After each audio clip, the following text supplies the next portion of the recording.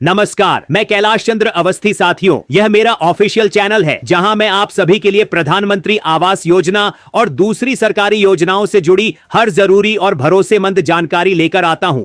अगर आपने अभी तक हमारे इस चैनल को सब्सक्राइब नहीं किया है तो अभी सब्सक्राइब कर लीजिए ताकि आने वाली हर बड़ी अपडेट सबसे पहले आप तक पहुंचे। साथियों, इस समय प्रधानमंत्री आवास योजना ग्रामीण और शहरी को लेकर पूरे देश में चर्चा तेज हो गई है। लाखों लोग जानना चाहते हैं कि क्या योजना में नए बदलाव होने वाले हैं, क्या आवेदन की प्रक्रिया बदलेगी, क्या पात्रता के नियम आसान होंगे, क्या नई लाभार्थी सूची जारी होगी और क्या किस्त मिलने के नियमों में भी कोई परिवर्तन देखने को मिलेगा। अगर आपके मन में भी ऐसे सवाल हैं तो आज की यह जानकारी आपके लिए बहुत महत्वपूर्ण है, क्योंकि इस वीडियो में हम एक एक बात आसान भाषा में समझेंगे।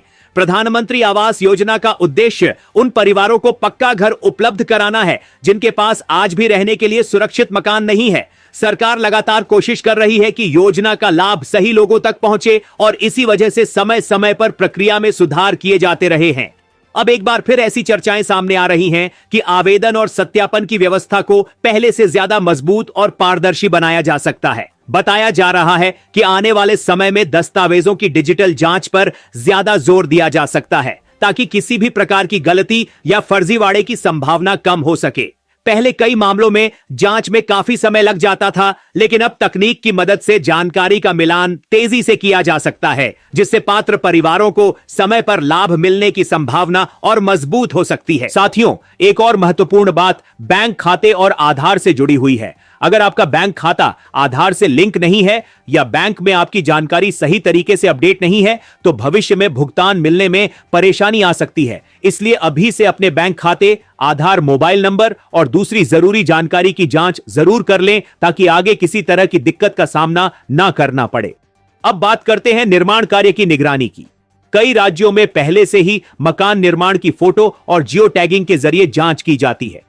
अब ऐसी चर्चा है कि इस व्यवस्था को और मजबूत बनाया जा सकता है ताकि योजना की राशि का सही उपयोग हो और केवल वास्तविक निर्माण कार्य पर ही खर्च किया जाए। इससे गलत तरीके से योजना का लाभ लेने वालों पर रोक लगाने में भी मदद मिल सकती है। साथियों, सबसे ज्यादा चर्चा सहायता राशि को लेकर भी हो रही है।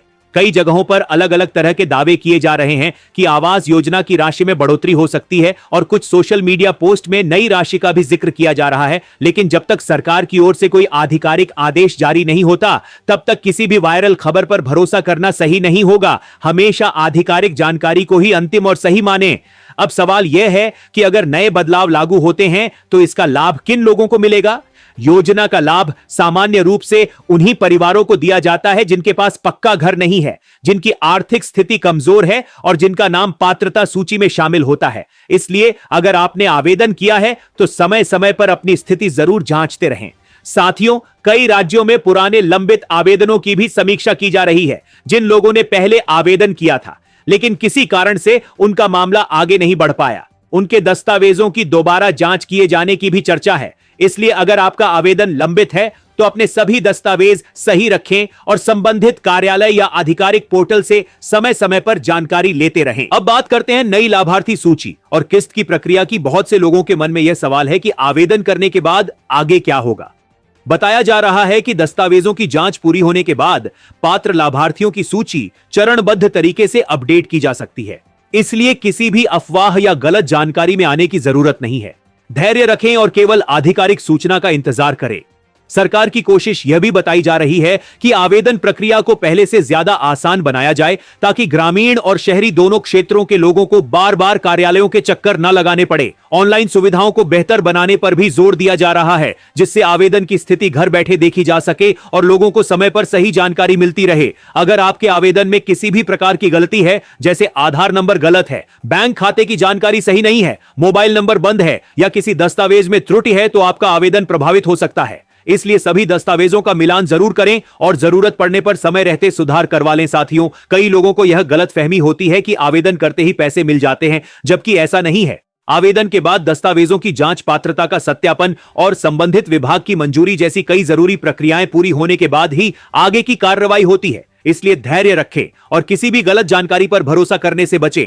अगर आपके पास अभी भी कच्चा मकान है या आपका घर रहने योग्य स्थिति में नहीं है तो ऐसे परिवारों को योजना के तहत प्राथमिकता मिलने की संभावना रहती है, लेकिन अंतिम फैसला पूरी तरह सरकारी नियमों और पात्रता के आधार पर ही लिया जाता है। इसीलिए किसी भी व्यक्ति के बहकावे में आकर पैसे देने या गलत रास्ता अपनाने की गलती बिल्कुल ना करें। साथियों, यह भी कहा जा रहा है कि निर्माण कार्य की निगरानी को और मजबूत बनाया जाएगा ताकि योजना की राशि का उपयोग केवल मकान बनाने में ही हो। इसके लिए जियो टैगिंग, फोटो सत्यापन और चरणबद्ध निरीक्षण जैसी व्यवस्थाओं को और प्रभावी बनाया जा सकता है, जिससे योजना का लाभ सही लोगों तक पहुंचे।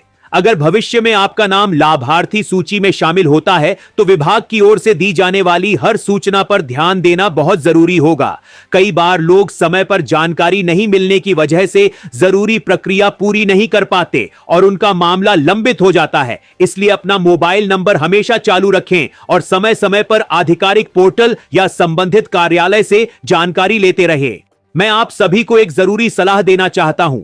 अगर कोई व्यक्ति यह कहता है कि वह पैसे लेकर आपका नाम सूची में जुड़वा देगा या जल्दी किस्त दिलवा देगा तो ऐसे लोगों से तुरंत दूरी बना लें, क्योंकि योजना का पूरा चयन सरकारी नियमों के अनुसार होता है और किसी को भी पैसे देकर लाभ नहीं लिया जा सकता। अगर भविष्य में नई लाभार्थी सूची जारी होती है तो वह संबंधित सरकारी पोर्टल पर उपलब्ध कराई जाएगी।